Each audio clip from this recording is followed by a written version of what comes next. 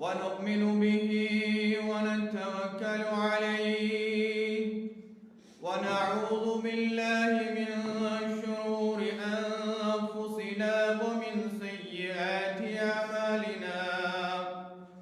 من يهده الله فلا مضل له ومن يضلله فلا هادي له ونشهد أن لا إله إلا الله وحده لا شريك له ونشهد أن محمدا عبده ورسوله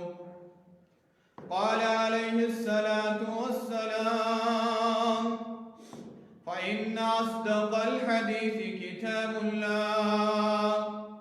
وخير الهدي هدي محمد صلى الله عليه وسلم وشر الأمور محدثاتها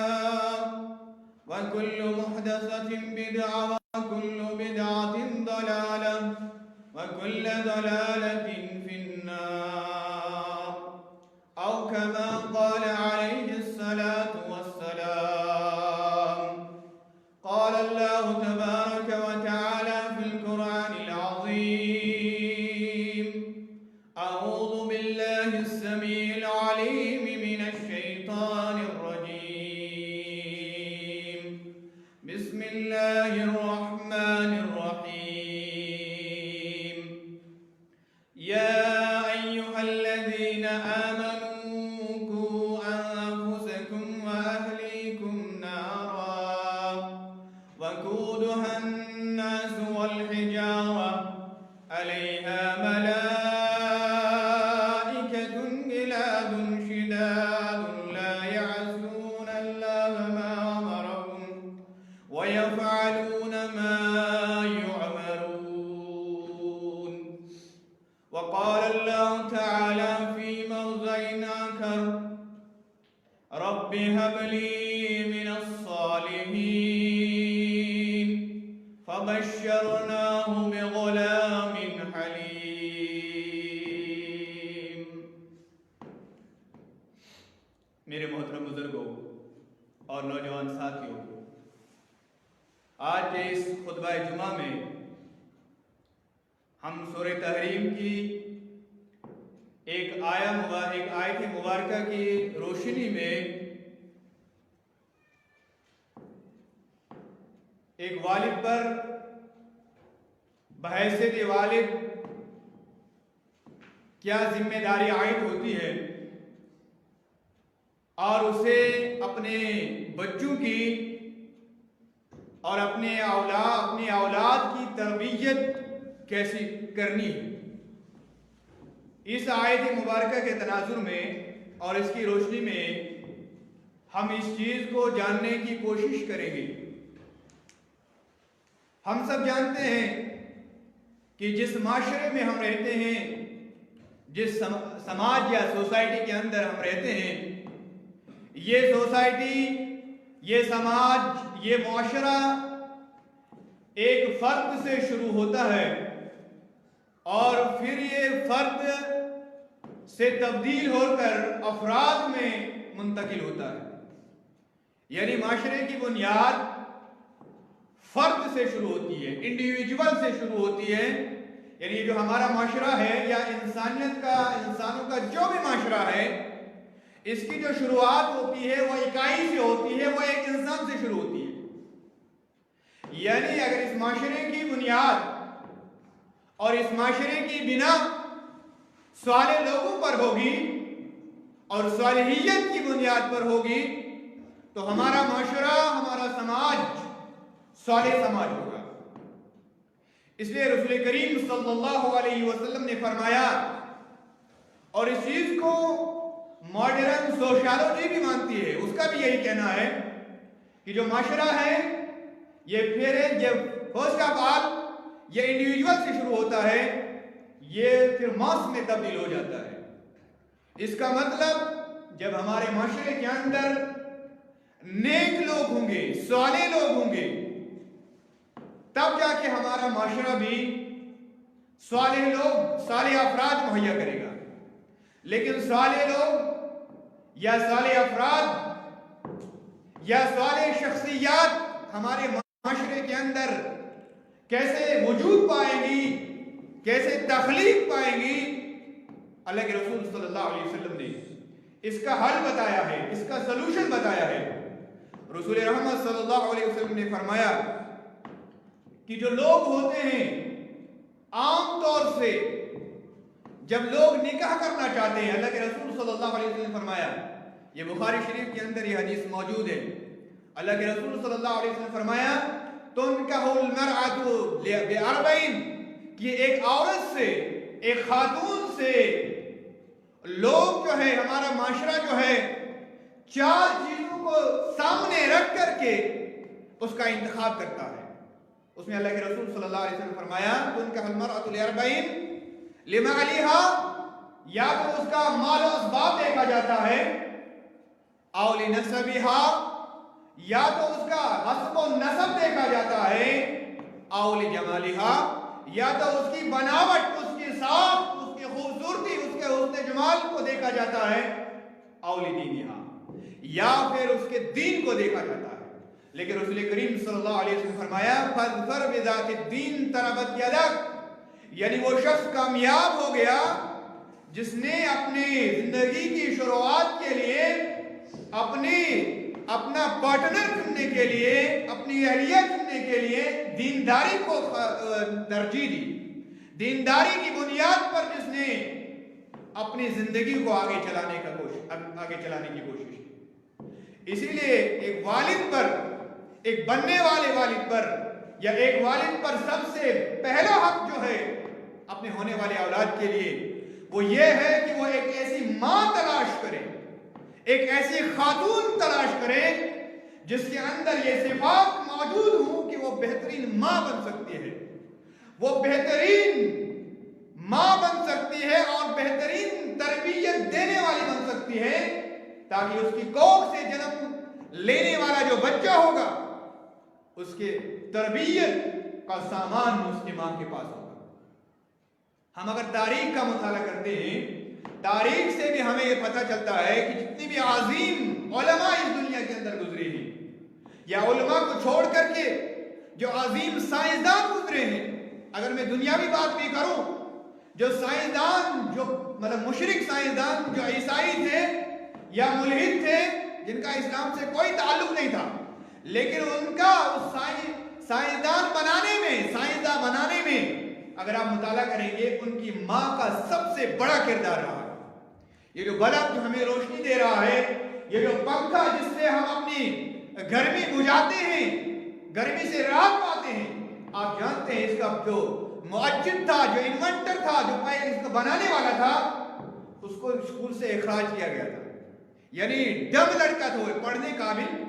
نہیں تھا۔ اور جو اس کی استاری تھی، جو مین تھی، اس نے خط لکھا، گھر والوں کو خط لکھا کہ تمہارا لڑکا جو بہت شرارتی ہے، یہ پڑھنے کے قابل نہیں ہے، یہ پڑھ نہیں سکتا، اس لیے اس کو ہم نے اسٹرک آف کیا، خارج کر دیا اسکول سے۔ لیکن ایک ماں ہوتی ہے، اس کی ماں حقیقت میں ایک ایسی ماں تھی جس کے اندر تربیت کرنے کا ایک مادہ تھا۔ اس نے کہا، جب بیٹے کا خط پہنچا، بیٹے کو کہا کہ اس میں لکھا ہے کہ آپ بہت اچھے ہیں، اور اس کے بعد اگر ہم اس کا تھامس ایلوا ایڈیسن کا، اس کی بایوگرافی کا مطالعہ کرتے ہیں تو ہمیں پتہ چلتا ہے کہ اس کے اس تھامس ایلوا ایڈیسن بنانے میں اس کے ماں کا بہت بڑا کردار رہا۔ یہ تو میں نے آپ کو ایک ایسی مثال رکھی جو دنیا سے تعلق رکھتی ہے، جو ایک عیسائی سے تعلق رکھتی ہے، لیکن اسلام کے اندر بھی جو عظیم شخصیات پیدا ہوئی ہیں، جنہوں نے دنیاوی طور سے بھی، علوم عصریہ میں بھی اور علوم دینیہ میں بھی اپنا نام، اپنا لوہا منوایا ہے، اپنا نام اونچا کرا ہے، ان کی تربیت میں بھی سب سے بڑا جو کردار رہا ہے وہ ان کی ماں کا رہا ہے۔ ہم جب پڑھتے ہیں امام بخاری امیر المؤمنین فی الحدیث، امام بخاری رحمت اللہ علیہ کے بارے میں جب ہم پڑھتے ہیں، وہ بچپن میں کسی وجہ سے نابینا ہوئے، لیکن ان کی ماں صالح تھی، صالح خاتون تھی، نیک تھی، عابدہ تھی، زاہدہ تھی، وہ نمازیں پڑھتی تھی، تہجد کا اہتمام کرتی تھی، نوافل کا اہتمام کرتی تھی۔ جب ان کا ہونہار بیٹا، جب ان کا بیٹا आंखों की इस नाबीनाई का शिकार हो जाता है, वो मुसल्ला बिछाती हैं और अल्लाह सुब्हानहू व तआला के सामने ज़ारो कतार रोने लगती हैं और अल्लाह से मांगती है कि परवरदिगारा, मेरे बेटे की आंखों की रोशनी छिन गई है, इसकी आंखों की रोशनी को वापस भेज, इसको आंखों की रोशनी अता फरमा। और मां ने तब तक दुआएं करना नहीं छोड़ी जब तक ना अल्लाह सुब्हानहू व तआला से इस दरख्वास्त को, इस एप्लीकेशन को साइन करवा करके छोड़ा कि अल्लाह सुब्हानहू व तआला ने उसकी दुआ कबूल फरमाई और इमाम बुखारी रहमतुल्लाह अलैह की आंखों में बीनाई लौट आई। और फिर उस इमाम बुखारी रहमतुल्लाह अलैह ने पूरी दुनिया के मुसलमानों की आंखों को रोशन कर दिया, उनको बीनाई बख्शी और अपने पीछे बहुत सारी मुसन्नफात छोड़ी, बहुत सारी किताबें छोड़ी, जिनमें मशहूर व मारूफ किताब सही बुखारी है। यानी मैं कहने का मतलब यह है कि औलाद, जो औलाद होती है, एक वालिद पर सबसे, एक होने वाले वालिद पर सबसे पहला ये इस्लाम सबसे पहला ये फरीदा आयद करता है कि वो अपने होने वाली ज़ौजा को ऐसा मुंतखब करे कि उसकी जो होने वाली औलाद होगी, जो उसकी कौख से औलाद पैदा होगी, वो सालिह होगी। और दूसरी चीज जो मैं आपके सामने अर्ज करना चाहता हूं वो ये है कि जब औलाद इस दुनिया के अंदर आए, पहली चीज तो यह है कि अल्लाह सुब्हानहू व तआला से इंसान को एक तो अपना पार्टनर, लाइफ पार्टनर जिसको कहते हैं सीधी सादी जबान में, वो चुनने में इंसान मोहतात होना चाहिए। दूसरा, फिर सिर्फ अल्लाह सुब्हानहू व तआला को औलाद नहीं मांगनी चाहिए। आज बहुत सारे लोग इस मसले से जूझ रहे हैं कि हमारी औलाद हमारी नहीं सुनती, हमारी औलाद बिगड़ गई है, हमारी औलाद हमसे बिदक गई है और हमारे काबू में आने वाली नहीं। इसलिए इसका जो मतलब होता है वो ये होता है कि हमने अल्लाह सुब्हानहू व तआला से औलाद सोहले की दुआ नहीं की होती है। यहां अगर हम दुआ करते भी हैं और अल्लाह बचाए अगर किसी को औलाद नहीं होता है, किसी को यहां बच्चा नहीं होता है, वो कितनी दर दर की ठोकरें खाता है, कहां कहां वो चले जाता है और औलाद की तड़प में, औलाद की जुस्तजू में वो यहां तक कि बाज जुहला, इस माशरे के बाज जुहला शिर्क तक का इर्तिकाब करते हैं अपनी औलाद की खातिर, औलाद की तमन्ना में, औलाद की चाहत में। लेकिन कुरान करीम भी हमारे सामने बहुत सारे नेक लोगों का, अंबिया का तज़किरा करता है, बयान करता है कि बहुत सारे अंबिया ऐसे गुजरे हैं जिनकी औलादें न थी, लेकिन उन्होंने कभी मायूस नहीं हुए, क्योंकि अंबिया मायूस, अल्लाह की रहमत से मायूस नहीं होते। अंबिया किराम का सबसे बढ़कर अंबिया किराम का ईमान, उसका कोई मुआवजा नहीं कर सकता, इसलिए वो कभी मायूस नहीं होते अल्लाह की रहमत से। हज़रत ज़करिया अलैहिस्सलातु वस्सलाम का किस्सा सूरह मरियम के अंदर मौजूद है। हज़रत ज़करिया रज़ियल्लाहु अलैहिस्सलातु वस्सलाम का बेटा नहीं होता, औलाद नहीं होती, और अब दुनिया से रुखसत होने का वक्त लगता है कि करीब है। सूरह मरियम में अल्लाह ताला फरमाते हैं कि हज़रत ज़करिया अलैहिस्सलातु वस्सलाम औलाद मांग रहे हैं, अल्लाह सुब्हानहू व तआला से अर्ज कर रहे हैं और देखिए कैसे औलाद मांग रहे हैं। अल्लाह सुब्हानहू व तआला फरमाते हैं, काफा या आइन साद ज़िक्र रहमति रब्बिका अब्दहु ज़करिया इज़ नादा रब्बहु निदाअन खफिया क़ाल रब्बि इन्नी वहनल अज़्मु मिन्नी वश्तअलर रासु शैबा वलम अकुन बिदुआइका रब्बि शक़िया। इन आयात में फरमाती हैं अल्लाह सुब्हानहू व तआला कि ज़िक्र रहमति रब्बिका अब्दहु ज़करिया, इसमें इन आयात में, इस सूरह की इब्तिदाई आयात में अल्लाह सुब्हानहू व तआला की उस रहमत का तज़किरा है, उस रहमत का बयान है जो उसने अपने बंदे, अपने पैगंबर ज़करिया अलैहिस्सलातु वस्सलाम को अता की थी। वो क्या थी? ज़करिया अलैहिस्सलातु वस्सलाम की यहाँ औलाद नहीं हुई थी और ज़करिया अलैहिस्सलातु वस्सलाम बहुत बूढ़े हो चुके थे, इंतहाई बुजुर्ग हो चुके थे, इंतहाई उम्र के इंतहा को पहुंच चुके थे। वश्तअल रासु शैबा, और उनके चेहरे में, उनके بالوں میں اتنی زیادہ سفیدی آ چکی تھی کہ وہ سفیدی سے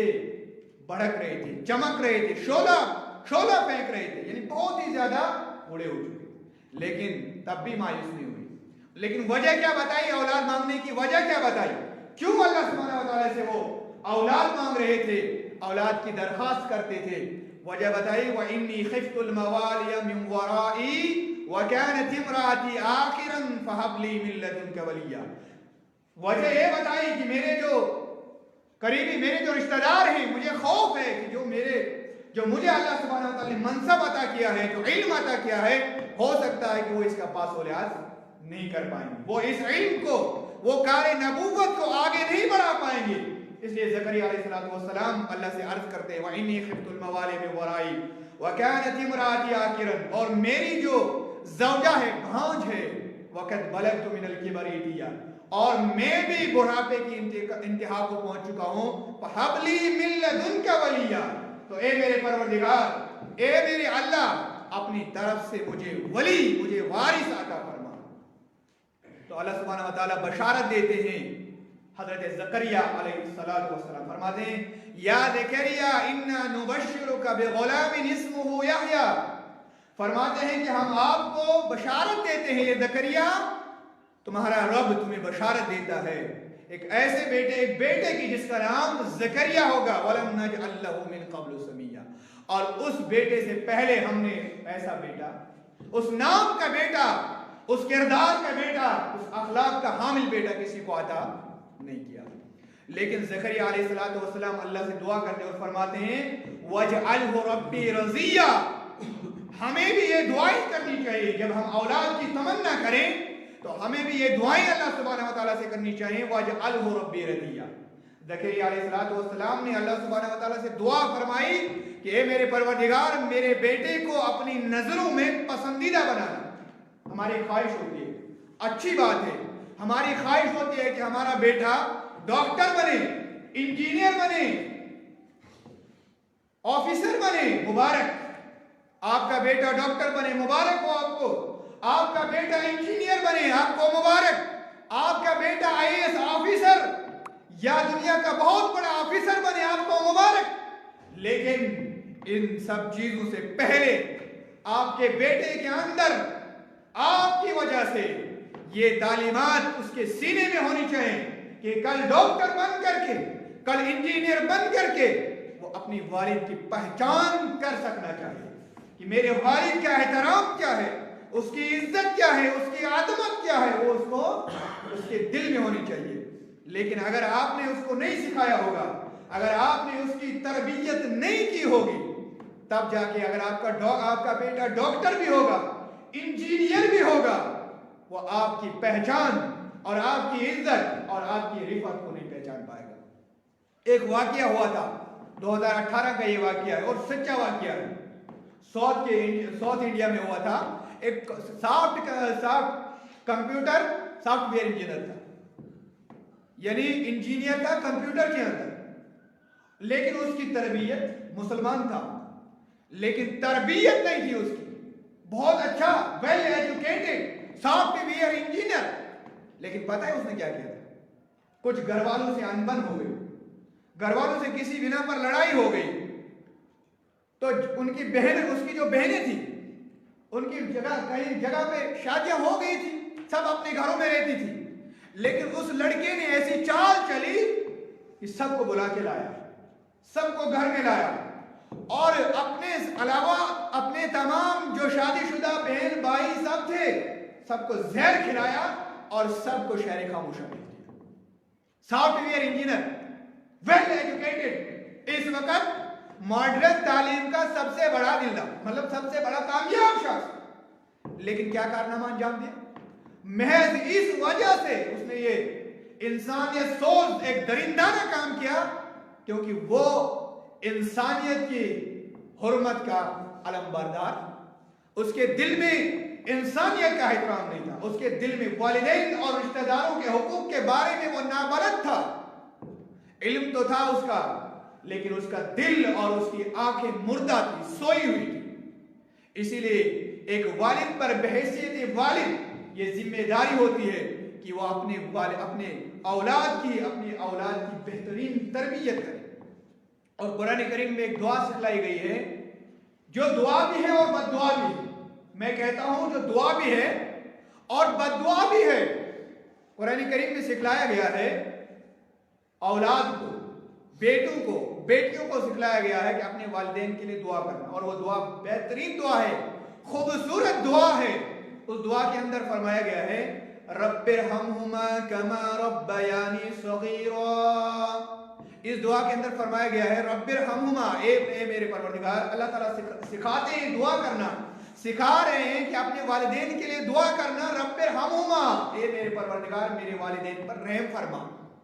جس طریقے سے انہوں نے میری تربیت میرے بچپن میں کی، اگر اس والد نے اپنی اولاد کی بہترین تربیت کی ہوگی، اسلامی طور طریقے سے تربیت کی ہوگی، تو یہ دعا اس کے لیے دعا بنے گی.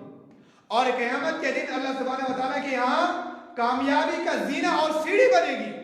لیکن اگر ایک والد نے بحیثیت والد اپنا حق پورا نہیں کیا ہوگا، یہی دعا اس والد کے لیے وبال جان بنے گی. کیونکہ بار بار جب